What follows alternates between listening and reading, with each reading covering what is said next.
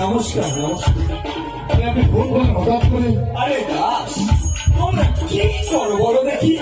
না, আমরা অন্য কাজে গেছিলাম, পেট্রোল লেগে গেছিলাম। পেট্রোলিং? হ্যাঁ, যদি পেট্রোলিং এ করো এখানে হাবার ব্যাগ করি।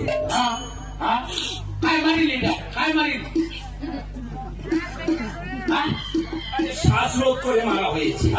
আচ্ছা আচ্ছা, সেটা দেখতেছি। বলেন বাবু, আপনি সব কিছু লিখে নেন। আরে স্যার, আমরা যখন পেট্রোলিং এ যাই, যাওয়ার সময় আমরা কি অঞ্চল অফিসের পাশ দিয়ে গিয়েছিলাম, তখন তো সে ঠিক ছিল। আমরা ডেকেছিলাম, তার সাথে কথা বলছিলাম, কিন্তু হঠাৎ করে এই মানুষটাকে শ্বাসরুদ্ধ করে মারা হলো। আমাদের কিন্তু অবাক লাগে। এটা খবর। হ্যাঁ, আপনার অঞ্চল অফিসের ভিতরে সব জিনিসপত্র ছড়ানো ছিটানো। সব সরানো ছিটানো, আমি কি লোকারও ভাঙ্গা। আচ্ছা, ভদ্রবাবু একটু লকারটা দেখো তো।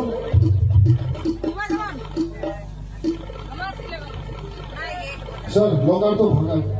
লকার ভাঙা সব লিখে নিন।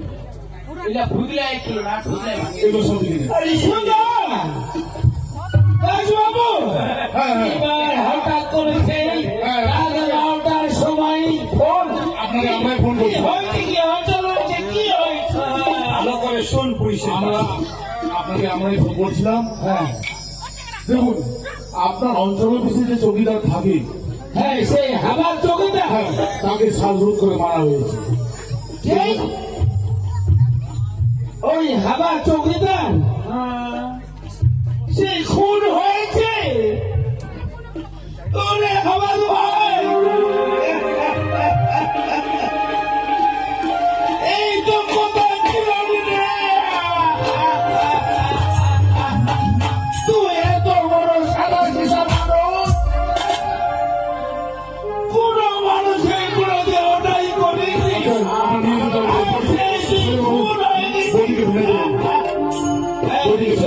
ঠান্ডা হয়ে গেছে। তাকে পোষ মারানোর জন্য নিতে হবে। কৃষ্ণদা, তার এত সাহস, খাবার চৌকিদার সেই অঞ্চলের মধ্যে কোন হবে? দাসবাবু, দাসবাবু, এই হাবার চৌকিদারের মতো মানুষ এই দুরাতে নয়, কিন্তু হঠাৎ করে ঠিক আছে পটাশ সাহেব, আমরা দেখতেছি, আমরা তদন্ত করবো। খুনি যতদূরে থাকুক না কেন, সে পুলিশের চোখে ধুয়ে দিয়ে যাচ্ছে। চিন্তা করে আমরা এরকম করি। শোন, এই যে হাবার চৌকিদার এত সাদা সিধা মানুষ, দেখলে ভাই কার এত সাহস?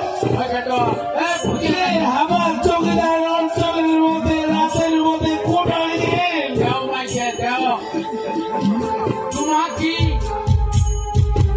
দাসবাবু, ফোন করুন। আপনারা তদন্ত করুন। অবশ্যই। কোন মানুষ এত সাহস সে হাবার চৌকিদারকে অঞ্চলের মধ্যে খুন করে তার ঠিক আছে পটাশ সাহেব, তদন্ত করুন। আমরা তদন্ত করবো। ঈশ্বর ভাই, প্রধান রাত্রি একদম চুপচাপ। ঠিক আছে, ও শরীর ভালো লাগে।